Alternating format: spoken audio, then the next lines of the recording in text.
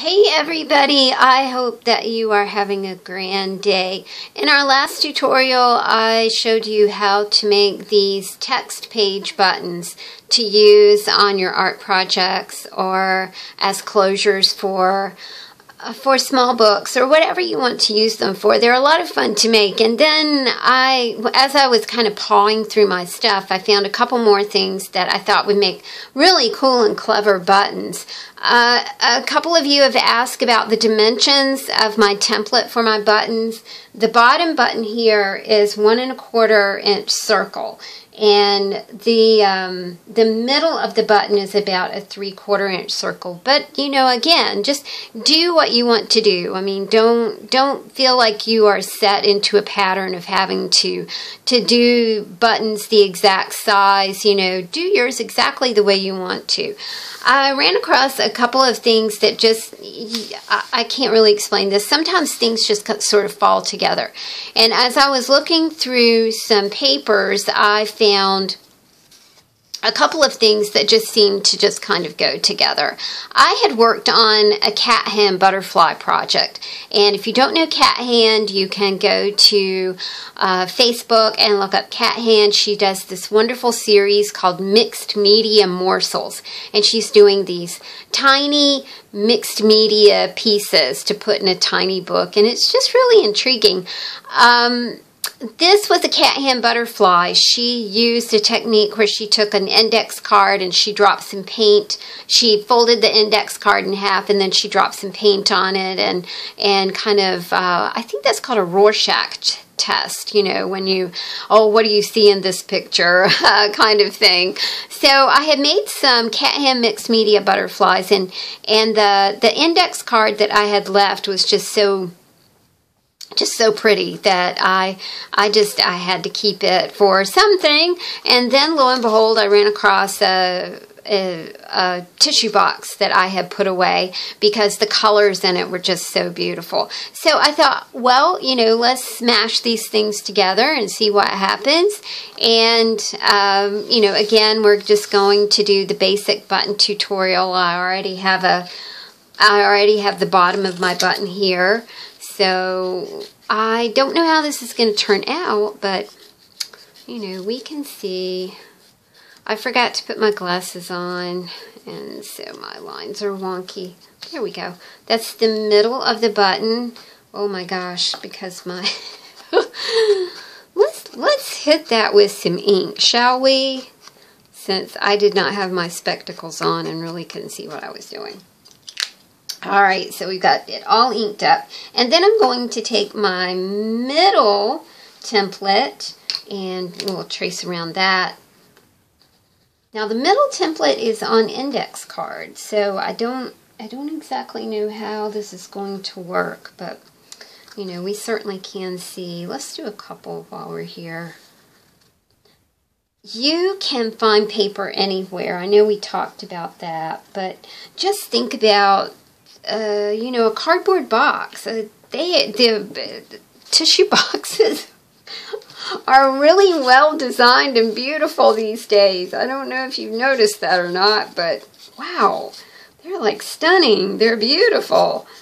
And don't go out and buy a whole bunch of tissue just for the boxes.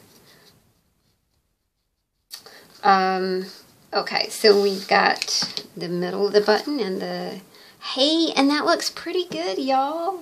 That looks pretty good. I like that. Okay, now let's punch our holes. And we've got a punch hole here. Another little word about tools, y'all. You know, we've talked about paper being everywhere. I tried to find a Pokey Tool for a long time and finally figured out that this little awl that my boyfriend bought me when I was putting together Midori Traveler's Notebooks was like the perfect thing to use as a Pokey Tool. So look around the house, see what you got and what you can use for other things. You can repurpose, reuse, whatever. That turned out pretty good. And again, you know, it's just scrap stuff. So we do need to glue that. And I'll also put a link to the text page buttons because they were fun too. That's kind of a good way to use up old text pages in old books. Some people don't like to tear up old books. I don't usually tear up my, I mean, I wouldn't tear up my, my great books, but I went on an Inspector Poirot binge a few years ago and bought up all of the paperback Inspector Poirot I could find, so I tend to use those. Okay, cool. Another really neat little button idea. Can you see that? Okay. I forget. Hold on. Here we go.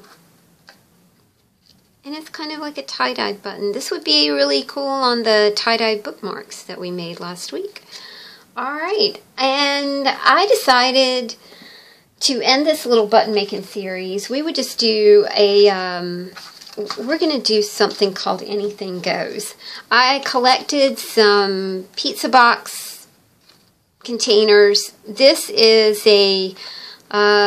from a calendar that my friend Bob sent me. So what are some things that you could use for buttons? You can use tissue boxes, cereal boxes, calendars, greeting cards, index cards. You can use whatever you want. Look at this greeting card. I mean, those portions of it would make a great button. So what I'm going to do, because this is Anything Goes, we're just going to take a couple pieces. And because it's Anything Goes, I am going to forego the template. And let's just freehand some circles. And do it on the back of the calendar and on the back of the pizza box. So you're going to get a surprise, right? It's going to be a surprise. Okay, so we got our big circles done. Let's do a few smaller ones here. It's kind of like the way we did our paper flowers. Remember when we just cut stuff? We cut our painted papers and stuff like that and just kind of put them together. Okay, let's see what we have here. I put my glasses on, y'all, so I can now see the line that I cut. I am so anxious to see what you guys come up with. Finding things around your house and making funky buttons. So please do post your pictures. I would really like to see them. Oh, I got out of frame a little bit. Sorry. This is all new for me, y'all. I really appreciate you bearing with me through my video forays here. Okay, there you go. There's a button. I do like that one, but let's see what else we can come up with. Remember, this is just circles. It's not that big a deal, but it's still fun. Oh, you know what? I could kind of turn. Oh my gosh! Look, that looks really cool. Okay, now let's see what we can do with this one. Let's see if we can find any. I'm kind of cheating a little bit because I'm looking. Textures, colors can be found anywhere. So just remember that and have fun with it. Go around your house and see what you can find. Send your kids out scavenging and say, hey, bring me some buttons. Well, make sure they don't cut those buttons off something that you wear. But, kids are so creative. They're just naturally creative. So send them on a scavenger hunt and say, we're going to make buttons today and report back in 15 minutes and tell me what you have. Okay, that's cool. These almost look like wooden kind of buttons. All right, so we've got one more here. Let's cut some from our calendar and see what that looks like. My friend Bob lives in England, and he sends me a calendar every year of some beautiful spot in England, and they are just quite precious to me. And I do keep the inside, but I thought that the covers would make they're the exact weight that I need. Oh, look, isn't that cool? Okay, and we can even do that. That looks really neat too. Again, that kind of wood element going on there. So use what you have. I still like that, y'all. I kind of like the brown in the middle. Okay, so use what you have to create and have fun with it. and don't stress about it. And I can't find the funky button that we just made. Oh, here it is.